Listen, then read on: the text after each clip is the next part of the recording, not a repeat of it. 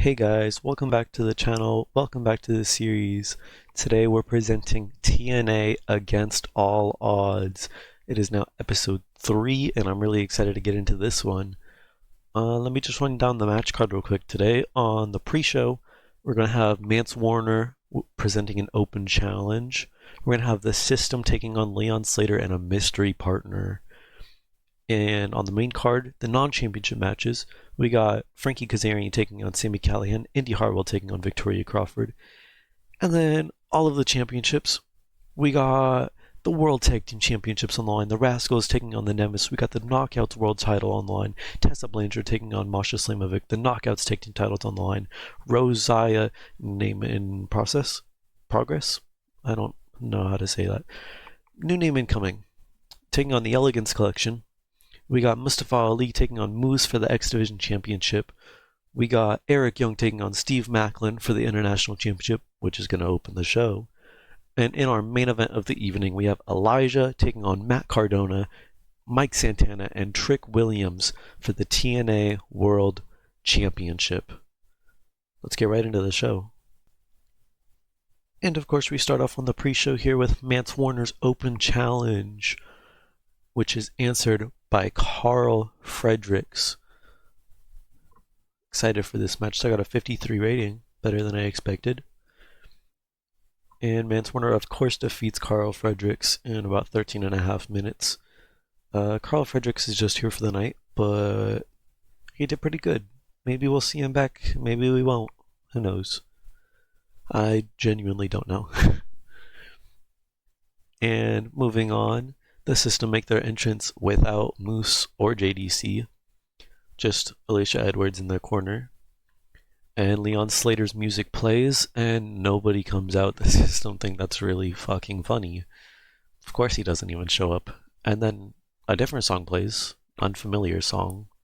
It's the music of Boisterous Behavior. The team of Leon Slater and Man Like the Reese are back together in TNA. By the way, we are here in Club La Vela in Florida, in front of 1,600 people.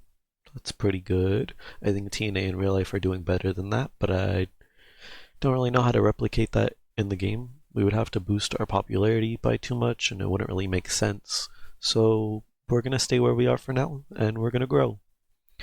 I got us a 42 rating though. We move into the match. And Boisterous Behavior get the win over the System in just under 13 minutes when Leon Slater apparently submitted Brian Myers.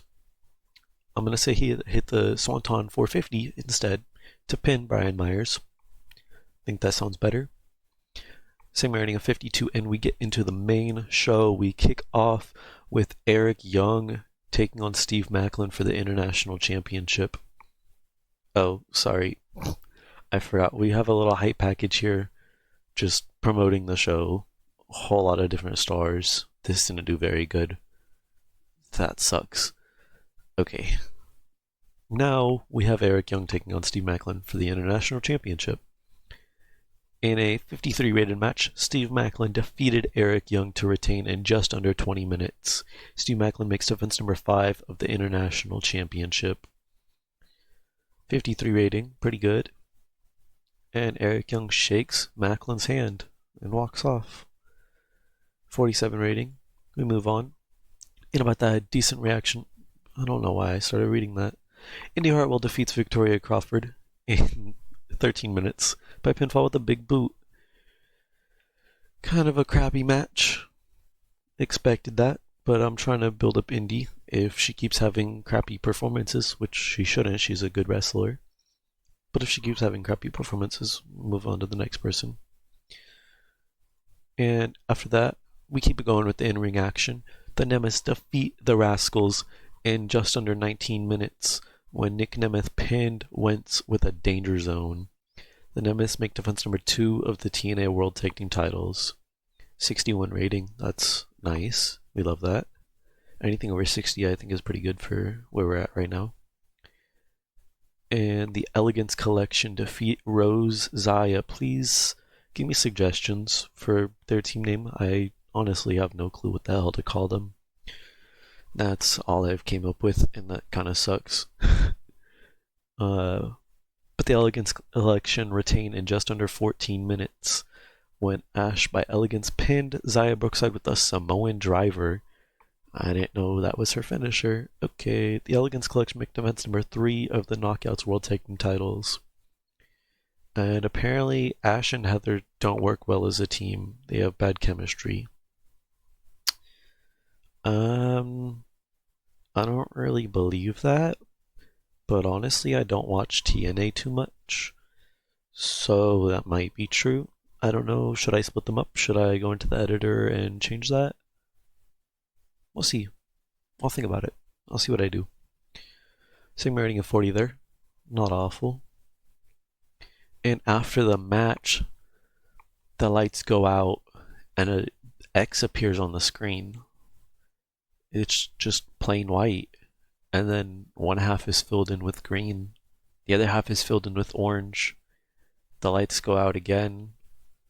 Priscilla Kelly and Shotzi Blackheart are here, and they go face to face with the champs.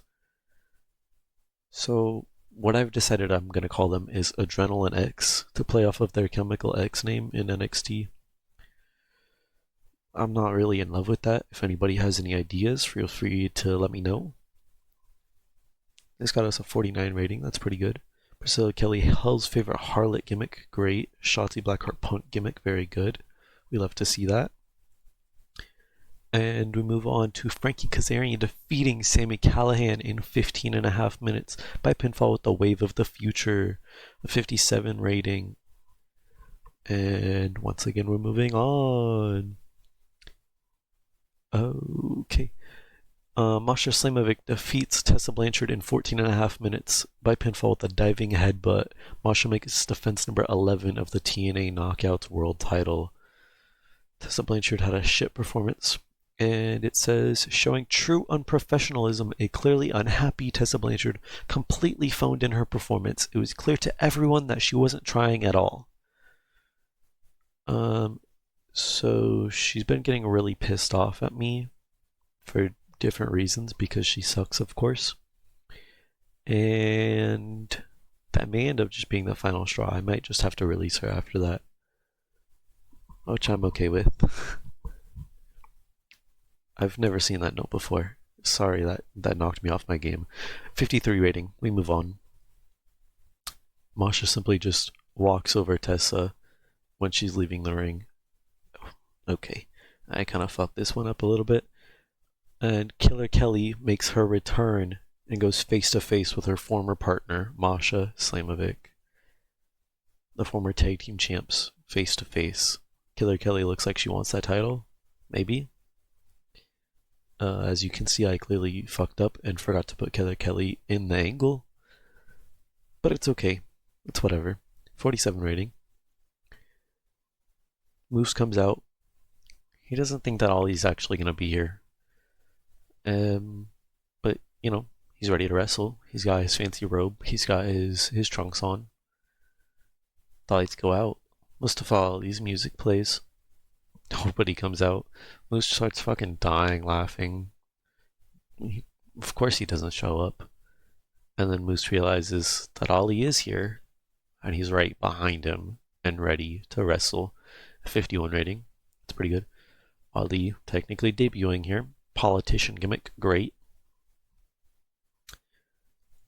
And we move on to the match. And about that had good wrestling and a decent reaction from the crowd. Mustafa Ali defeated Moose in 16:25 by pinfall with a reverse 450, or the 054. Mustafa Ali wins the X Division Championship from Moose. A 62 rating. That's pretty good. New champ. And after the match, Ali is celebrating, and the Great Hands come over to celebrate with him. Yeah! Great job, we did it! And Ali just pushes them off. John Skyler goes face to face with Ali. He's like, bro, what the fuck? And Ali shoves him to the ground. And as he's scattering back up, trying to go for more, then unfamiliar music plays. And we find out it's Cedric Alexander making his TNA debut. He goes face to face with Mustafa Ali, saving the Great Hands from whatever beatdown they were about to receive there. 53 rating. The Great Hands, turn face, complete success, complete success. We love to see that. And now it's time for the main event of the evening. Just a reminder, it is Elijah versus Matt Cardona versus Mike Santana versus Trick Williams. TNA World title on the line. Who's going to walk out with the title? And of course, as everyone could have predicted, Mike Santana pinned Trick Williams with a spin the block and wins the TNA World Championship. 61 rating. I'm really excited for this reign. I think it's going to be great.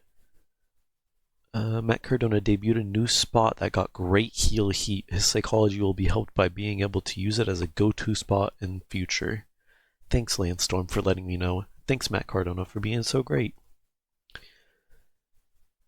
Then after that, we just have a big celebration. Mike Santana did it. He won the TNA World Championship and saved the belt from WWE. Confetti rains down as he celebrates to close the show. This got us an 85 rating. I'm gonna be real, I don't think I've ever gotten a rating that good in literally anything I've done in this game, and I've been playing it for like 5 years now.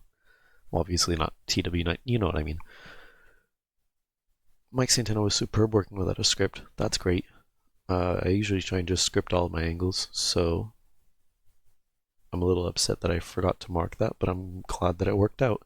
85 rating to close out the show.